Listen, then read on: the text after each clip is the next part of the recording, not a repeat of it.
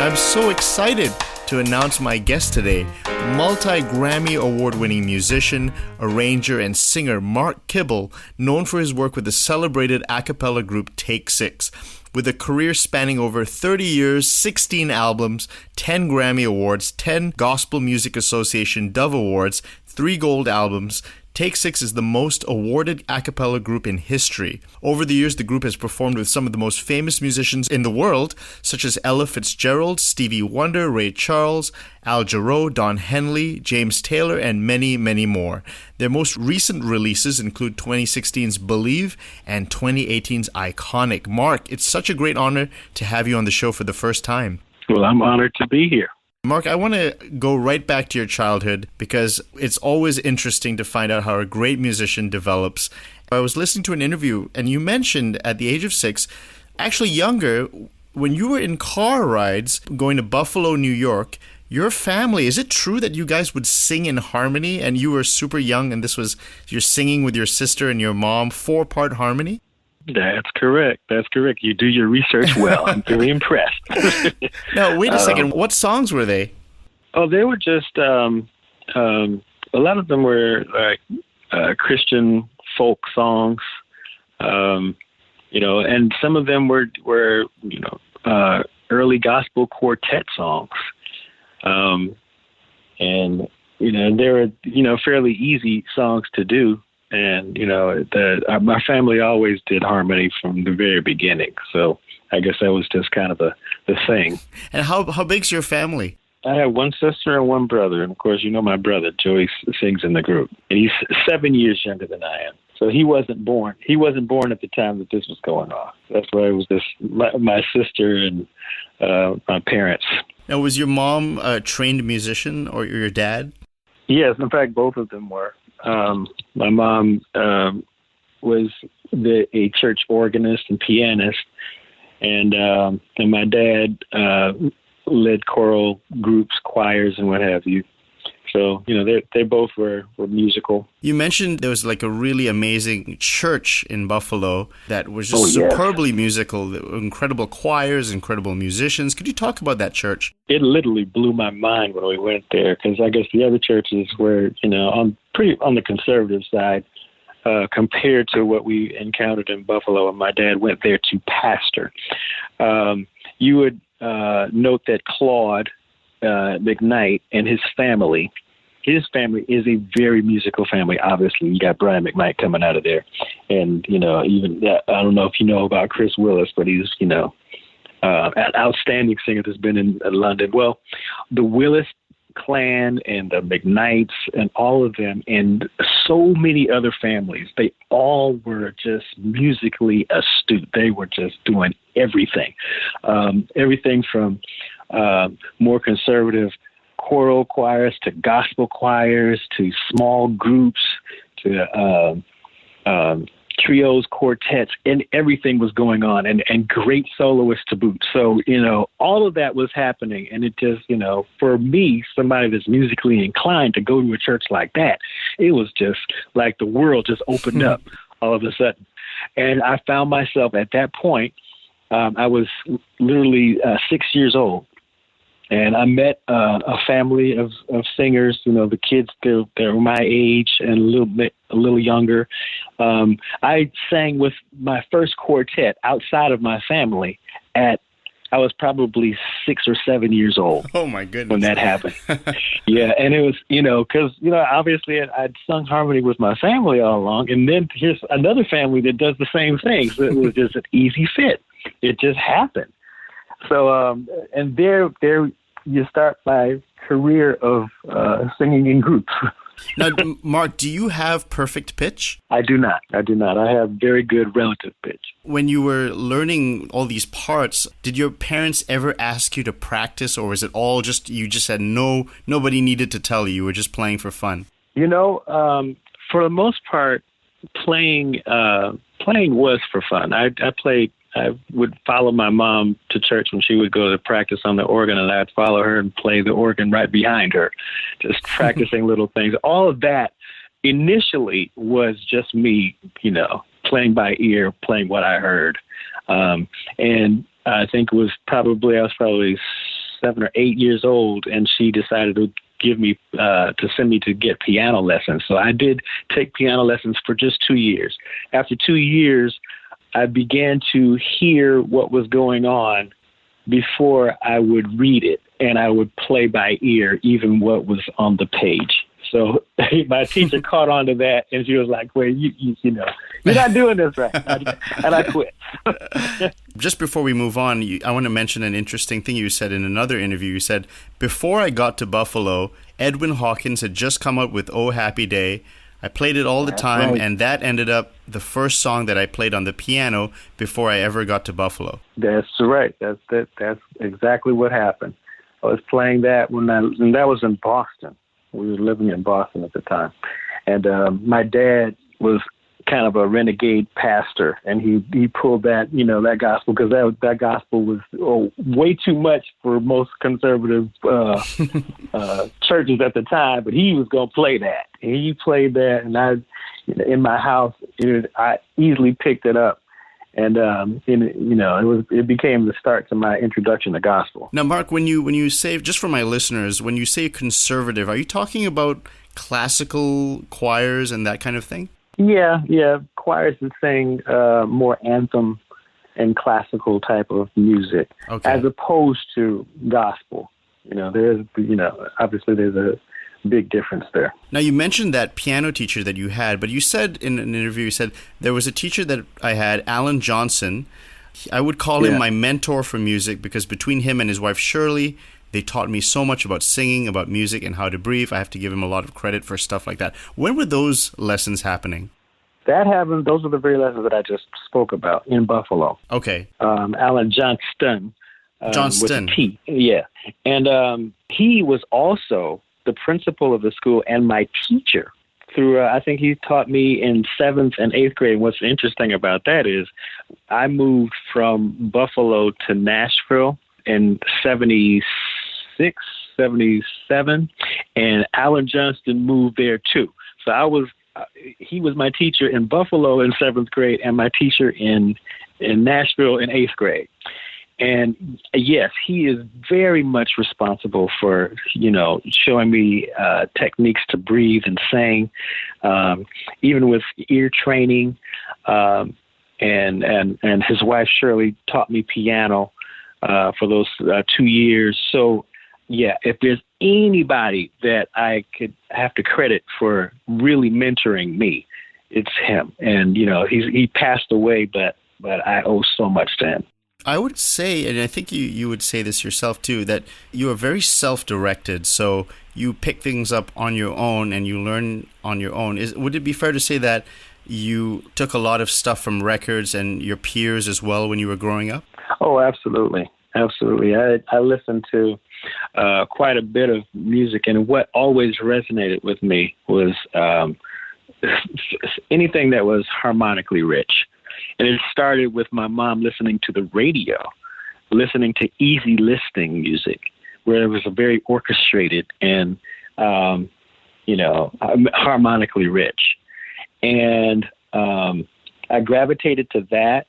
And then I gravitated to, of course, quartet music, and anything that had musical spice to it at the time.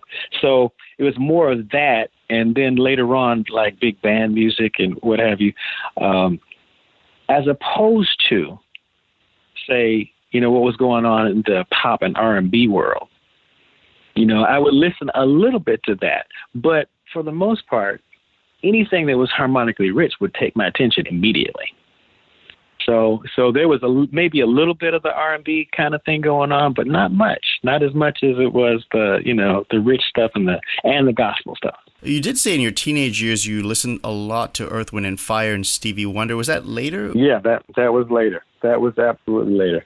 And of course, Earth, Wind and Fire, you have to know they were so far ahead of their time with what they were doing. They're still amazing and still to be studied to this day. For the innovative stuff they were bringing to the table. So I literally heard Can't Hide Love. on the radio back in when I was in Buffalo, my later years in Buffalo. And the harmonic changes that were going through there grabbed my attention so hard. I would literally sit by the radio changing stations to try to catch it and listen to it again. Now, how would you work out something like that? I mean, very difficult music. How would you buy the record and slow it down? Back then, no. I would listen to it and just try to absorb it and remember it. And that was before I really started picking things out. I never went to the piano and tried to pick out Can't Hide Love because, I didn't have the album and, I just absorbed it in my soul. So I don't know. It out somewhere else later, but it wasn't until probably mid-high school years that I started to go to the piano and pick stuff out, and it was at that time that I started listening to Singers Unlimited and Gene Puerling and all of his work, and of course that was like euphoria to me. Yeah, let's talk about that a little bit because I think I'm really fascinated by what you listen to. So Gene Puerling of the High-Lows, could you talk about the albums that influenced you when listening to him? Oh, my goodness. It started from, I was introduced to the first one when the first one came out, the one that had Fool on the Hill. I think it was my uncle in Washington, D.C. first played that for me. And I lost my mind when I heard that one. I mean, and it literally changed my life, because that literally set the course for what I would be doing for the rest of my life. Did you own a record player and or did you listen to the radio and try to grab it on the station? Oh, those I listened to the records. I actually got the records and listened to them, and that was I was in high school at the time. So that started to happen, and so I could play it on my parents' record player. And then when I got to high school, I had record players there too. So I was always able to really, and then you could, that's when we record everything on cassette.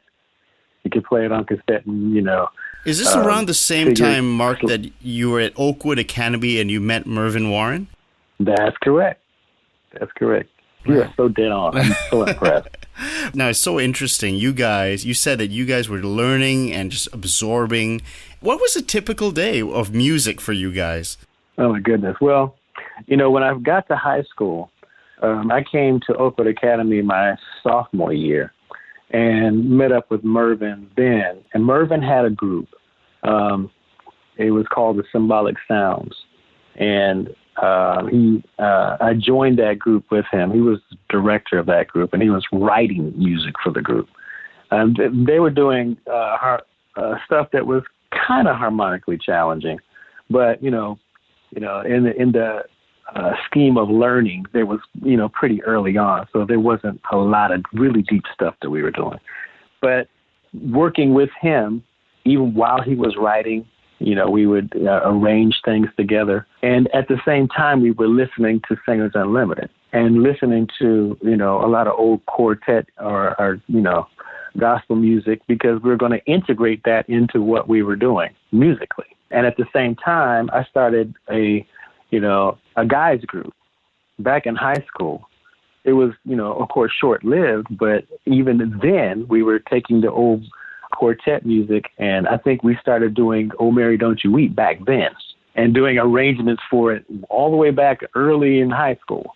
And it came out. We just kind of kept the song when the group got started and went back to it to say, "Oh, that's a great song." Mark, do you remember the very first time you started arranging things with purpose? Oh yeah. That happened before I actually went to Huntsville, Alabama, to Oakwood Academy. I think I did one of my first arrangements based on, another arrangement that I'd heard I was in 8th grade. And even before that, I am credited with writing the school song for the school that I attended in Buffalo, New York. That happened, obviously, when I was in 6th or 7th grade. It's kind of interesting. You're this incredible musician now after this long career, but isn't it true when you were in Oakwood University, music was just a hobby? You actually majored in business and computer programming. Yeah, there's a very interesting thing that was going on then. I should have majored in music, no question about it. But I was discouraged when I got there because I couldn't be creative. They kind of discouraged creativity when I was there. They, of course, now it's totally different because, they've learned from our mistakes. But literally, the group that I had at that time, I was in the Oakwood College Aeolians, which, if you look up the Aeolians now, they are winning everything. They're like the best group on the planet, best choir on the planet. Well, back then they had a reputation too, of course, and I was in that under the direction of Alma Blackman. But Alma Blackman said, "You can't be in any groups more than 4." Well, my group was 6. So I literally had to decide, okay, it's you or me. And I decided I'm going to keep my group. So I was, I couldn't be in that.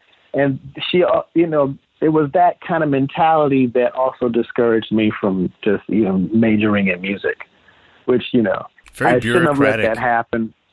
But yeah, it really was. And so, I decided to just study what would make sense for me for my entire life, which, I thought was probably business at the time. Let me ask you this question. You said Mervyn and I studied harmony early on. We came up with our own rules about how to do harmony, what sounds good, what doesn't.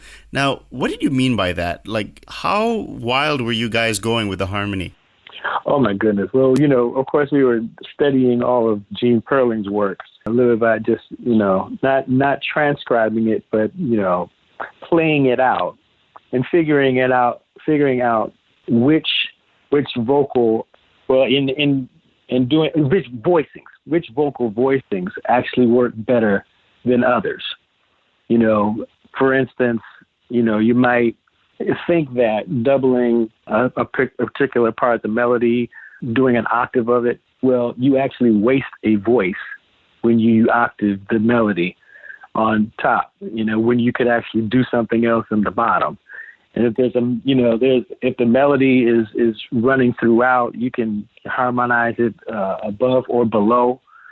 And there's strengths and weaknesses to doing that. And there were all kinds of different rules that we came up with that just made better sense. Whether you use an open voicing or a closed voicing, and the strengths and weaknesses of each one. What are you trying to do to paint the picture? Like a minor second that, it will work fine if it is close together. But if it is like an octave apart, it doesn't work so well. So, those are the kinds of things that we look out for and made our own specific rules for. Take 6, you guys have had, what a career, and you've worked with so many amazing people. Let me just ask you about a couple of them. Now, you've said that working with Ray Charles was a very special experience for you. You said you got to work with him in his studio and see him do it. He didn't have a second engineer. He did everything by himself. And you were able to sit down and chat with the guy and connect with him and have really meaningful conversations. What kind of conversations? And could you share any interesting things he said to you? And what did he think about your music? And I'd love to know your relationship with him. Oh, it was very good. It was, if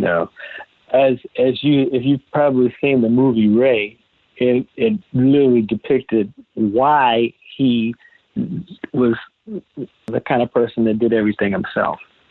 He was, he loved to be in control of everything that happened, and how he sounds and how he's recorded.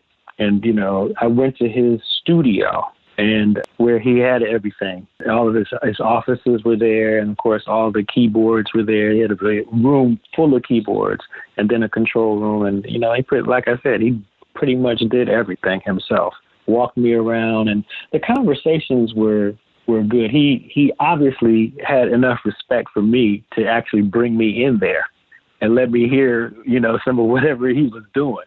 And to say, yeah, I will work with you. He literally said, okay, you write me the song and Let me tell you this. We originally suggested the song Amazing Grace. Sing Amazing Grace with us. And he literally said, man, I can't sing that song because lyrically that's not what I'm about. So, you all pick another one. You can write something for me or do something else, but I can't do that one. What did he mean by that? Musically or just the lyrics, or what did he mean? It was about the lyrics. It was about the lyrics because he really had a problem with religion.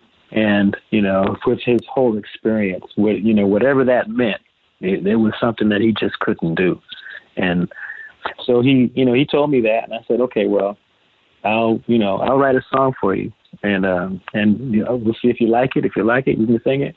We wrote a song, Joey and I wrote one together called My Friend, where the lyrics literally talking about no matter where you are or what you've done, I accept you as you are. You are my friend. I'm looking out for you, and he loved it. And that's the one that we actually did with him. But it was, that kind of conversation, letting me know what his life was like and, the experience and his struggles, he was very candid about all of that stuff with me. Was he interested in the music harmonically and kind of like, what are you doing over there with that? Like, how are you putting those chords together? Did you chat about music with him? He never questioned any of that because he knew all of that. If you remember, he had big bands behind him all the time. So, it was a common language. We were just doing the big band type voicings and harmonies. And so there was never a question of how you do what you do. It was like, I'm just glad you do what you do. And I love it. And let's do it together. Let's jump to Quincy Jones now. You've worked with him. And okay. What was he like in the studio? And what did he think of you guys? And describe your relationship with him. Well, I'll tell you this. The awesomeness of Quincy is that he makes you feel like family. He made us feel immediately like family. In fact, I called him Pops one time, and he said, you know what, that's going to be your nickname. So he called me Pops. So to this day, he still calls me that. But he made us feel so close. And the reason why was because he wanted us to feel comfortable doing what we do. I'm calling you in to be on my project so that you can be at your best doing what you do. I want your best. So you comfortably bring what you bring. And he asked us to arrange vocal parts on the songs that we did. I think the first thing he asked us to do was the song Ecamm. And he brought me to his house, and we, talked about the arrangement, and I started to work on it. And literally, I went into the studio at one point, and there was a part that was a little too complex. And he said, I know I want you to be free to do what you do, but can you, we need to do something different here. And, I was perplexed at the time, but immediately went to work to make sure that it was what he wanted to do. But the whole thing was he just made us feel so comfortable. You're right at home because he wants to bring out the best in you. And he is a master at bringing the best out of whoever is around and pulling the best and putting it all in the package so everybody can enjoy it. I kind of actually remembered a question I wanted to ask you about Ray Charles and lyrics. Now, you're such a master of harmony. When it comes to lyrics, do you have that same fascination with wordplay and fitting that with melody? Or how does lyrics come into your composition as well? I do. I write, and I learned my writing skills from working with a natural writer, Mervyn Warren. He's a natural writer. I'm not a natural writer. I can do it.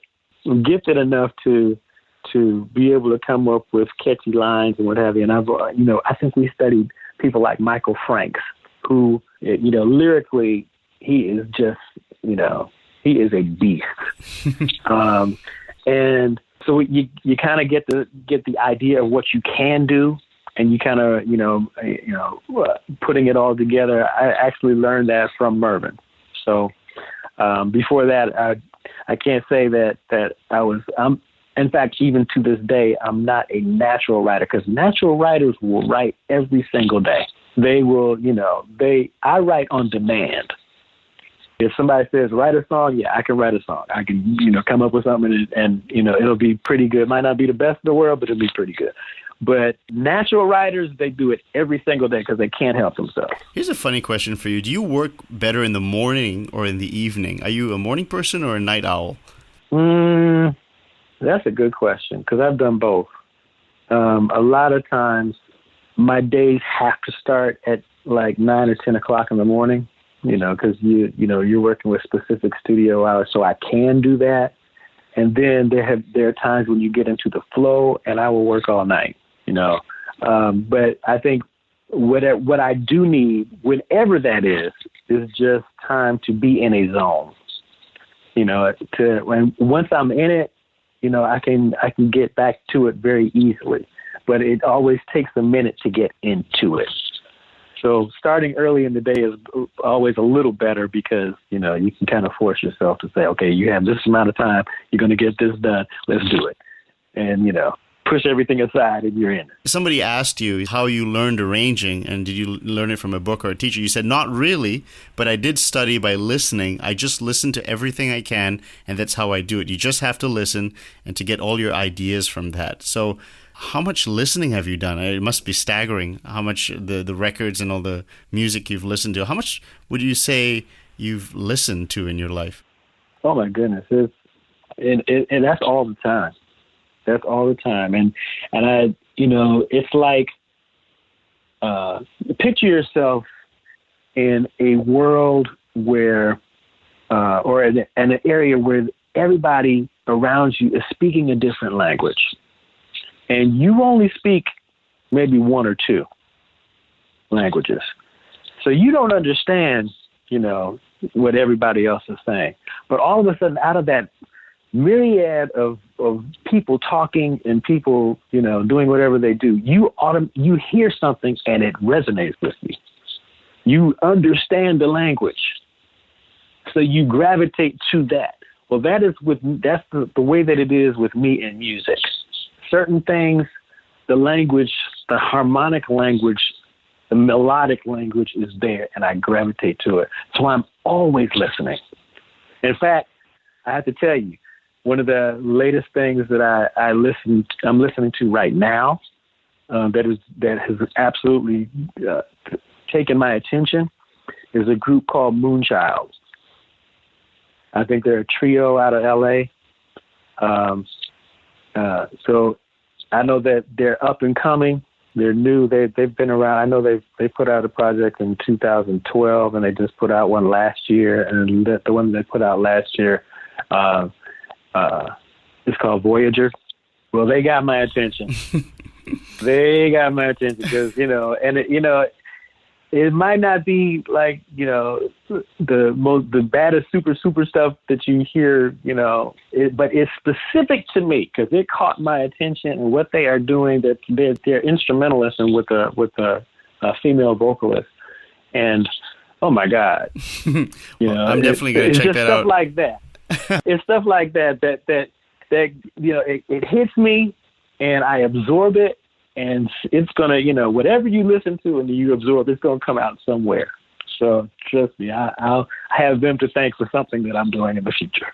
Now, jazz is something that features a lot. I mean, it's a huge part of your core, and you're so masterful at weaving it in and weaving in all the gospel and R&B and all the different elements. For jazz, are there any particular sounds or artists that really inspired you and influenced you, specifically within the jazz world? Oh, yeah. I have to start with, the big bands like Count Basie, Woody Herman, all those, the big band stuff. That was the real deal stuff right there. And, I listened to it. I loved it. It just, I gravitated to it.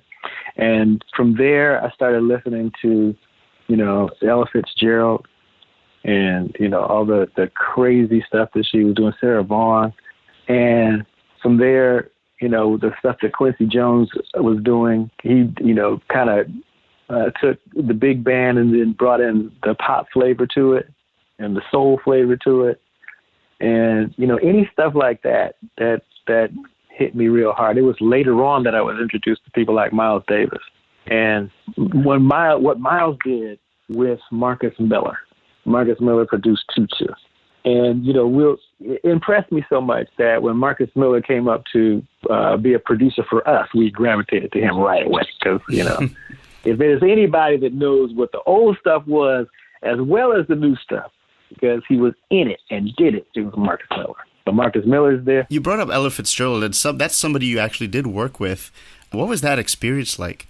Oh, that was, it was what you call a remote experience, because we weren't in the studio at the same time. Oh, we were I see. honored to be on the same project, but that was with Quincy, and Quincy would bring people in and add them to the flavor, add them to the mix.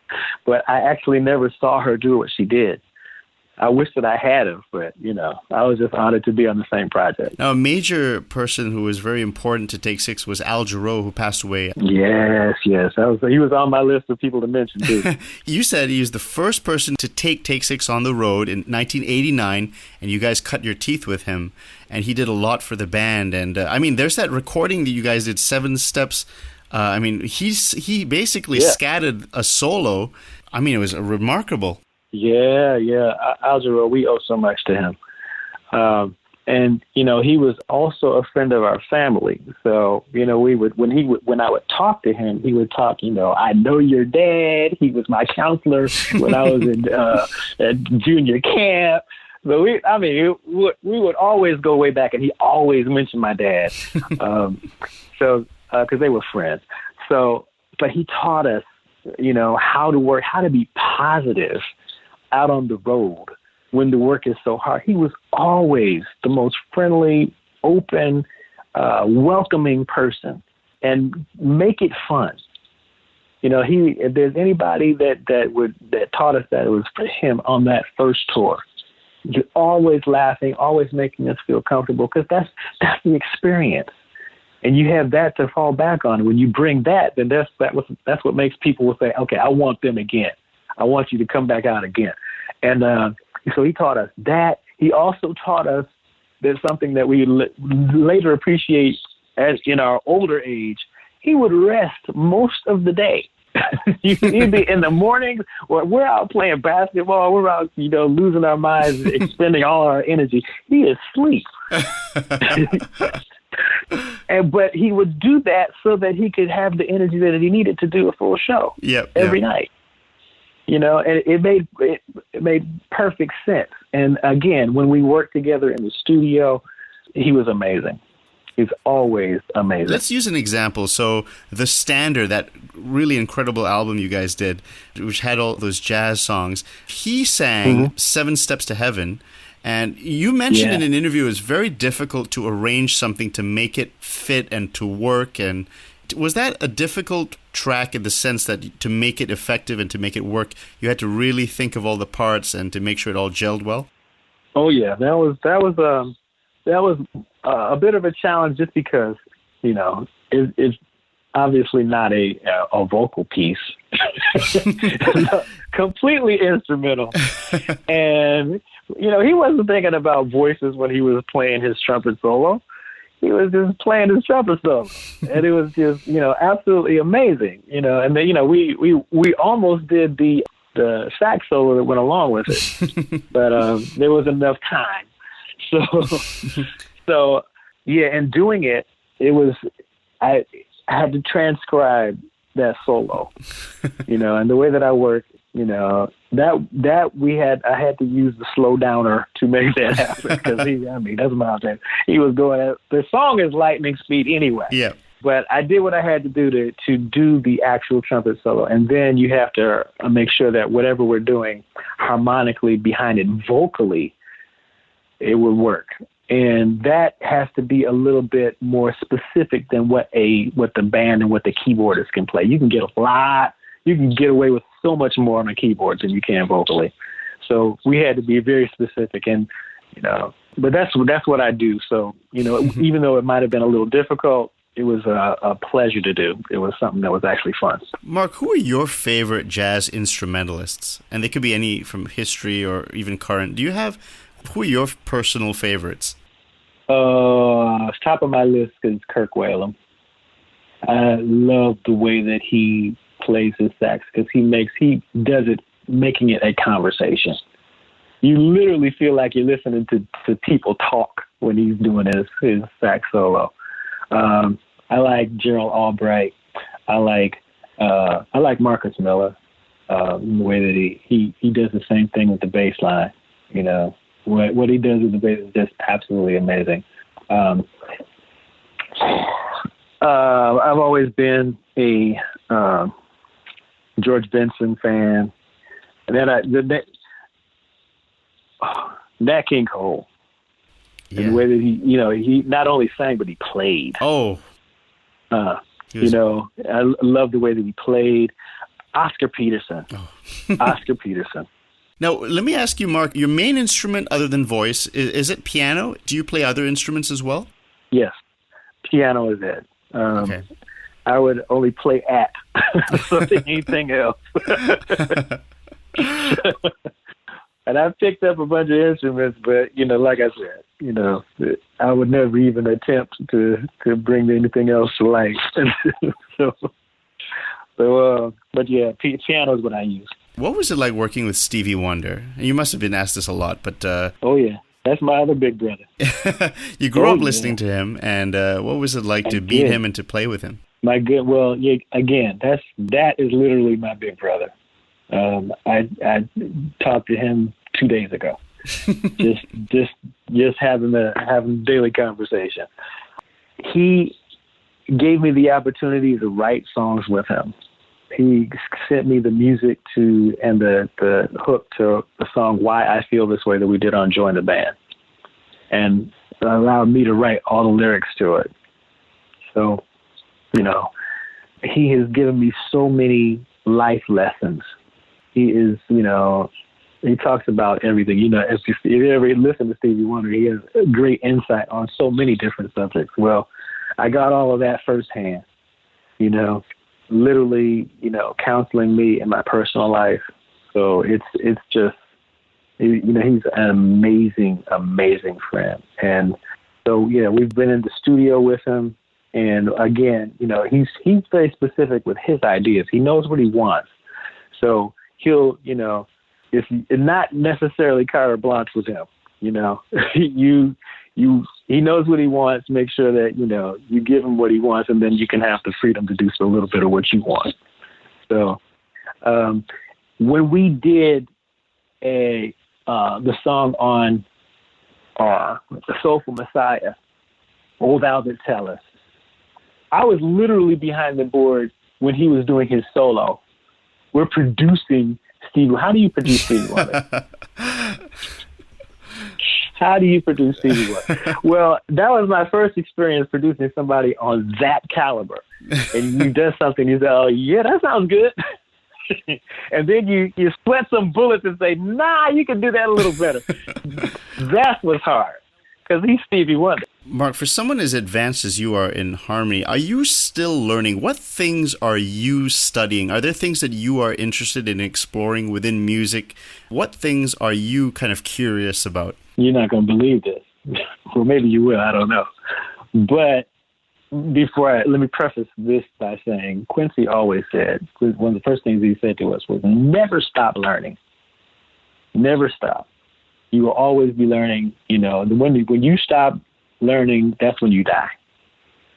That's when your career will be dead. Everything will be dead when you stop. So we've kept that in mind, and we always absorb learning new things, learning new ways of doing things. That's why I'm listening to that, the group Moonchild now, because there's something else that I can learn from them. I'm picking it up. But what I really want to learn that I did not learn is music theory. You're kidding. I'm not kidding you. I learned a little bit, but not enough to say write a score. I don't write my stuff out, and I sequence forever. And I know use Logic, Pro Logic for days, and I can pretty much do everything that I need to do without actually having to read anything. I can read to sing, but that's not a natural thing for me. And it could be. All I have to do is take the time to actually do it and practice, But that's something that I want to do. How are you going about doing that? What's your way of learning that? Well, I have an app on my phone that I'm studying, music theory app, and that's helped me a lot. So I know probably maybe 50-60% of the terminology, but it's going to take me actually getting with somebody to make sure that I'm doing it right. And I've always, you find a lot of musicians can avoid having, to read or use charts for their entire career. I'm one of them, but that's not something that I want to go out with. I want to make sure that I actually do that sometimes, because I know the possibilities are endless once I actually learn the language enough to, masterfully do an entire chart. Mark, do you listen to classical music for harmony inspiration in any way? Not really. I have listened to it and I absorb some of it, every once in a while. There's even or like film music too. Yeah, when it's playing in the background, I do take note of it. In fact, if there's any music playing, it's hard for me to concentrate on anything else that's going on because I'm always focusing on that. It's just, that's the natural phenomenon. I can't, if it's playing, I'm paying attention to it. So yeah, with classical music, I've listened to it over the years, but I don't gravitate to it. I've used the technique in songs. I think I did an arrangement of the choral. Now I can't even think of the name of it. Hallelujah, Randall Thompson, probably. But he actually, obviously came from a kind of a classical point when he did the first one. So I had to take from that to arrange it for 6 male voices. And you'll note, I have to say, I didn't actually do that for Take 6. I did it for another group, and they couldn't do it, so we did it. So that's how we ended up doing that. But yeah. So some of those classical techniques, I have absorbed and used from time to time, but it's not something I go to naturally. So I want to ask you about your most recent album, Iconic, which you guys released last year. And yes, you guys are just awesome, just great, high-quality album, consistently thank you so much. At the highest level. Can you talk about your approach to this album and what concept you had in your mind as you guys were producing it and making it? Okay, well, obviously the concept for this was to take, we literally went through a list of the songs that have impressed us throughout our entire lives, the ones that have lasted over years, and compiling that list, we just wanted to do our version of whatever that was. And the list we went from a list of probably, maybe 200 songs, and just whittled it down and voted. And whatever ones got the most votes was the ones that actually made the project. Not all of the songs that we picked got like 6 votes, but they had to at least get 4, and then by way of saying, okay, we just have to do this for whatever particular reason. Those are the ones that actually made the project, and once we did it, of course, you want to do it in such a way that, number one, it's recognizable. We don't want to do an arrangement that just throws you way off what the song was and you miss the whole point of the song. Because the real reason why these songs are great are because of the melody in them and, the musicality of whatever it is in the first place. So you don't want to lose that. So that's the way that we approach this. There's some great songs on this. I mean, let's take a couple of the tracks, like Back in Love Again, title track. Can you talk about the recording of that one? Oh, yeah. Well, that was one of the ones that Christian Dentley actually did the arrangement for that. We said, because we were so busy doing some of the other things that we said, okay, Christian, because he's quite an outstanding musician and producer himself, and said, okay, this is your baby. we need you to go and do this for time's sake. We got to get this done. And he put his foot all up in that one.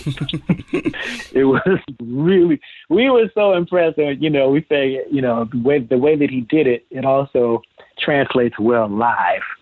So we had a ball. We literally got into the studio and had a ball. That was one of the songs where we were actually all in the studio at the same time.